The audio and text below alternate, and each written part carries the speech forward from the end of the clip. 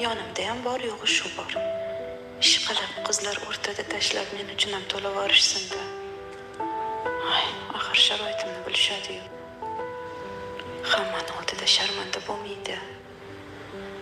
Ay, shu boyvachchalar bilan uchrashmay deyman-u, lekin meni ham mazza qilib yashagim keladi. O'zi hammasiga mana shu erim sababchi. Yer yutsin seni.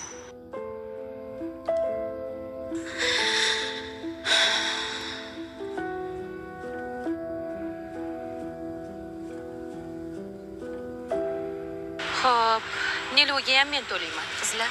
Men ham qo'shaman. Va keyin safar to'larsan. Har doim shunaqa desam, men ham qo'shsam bo'lardi. Puldan muammo yo'q.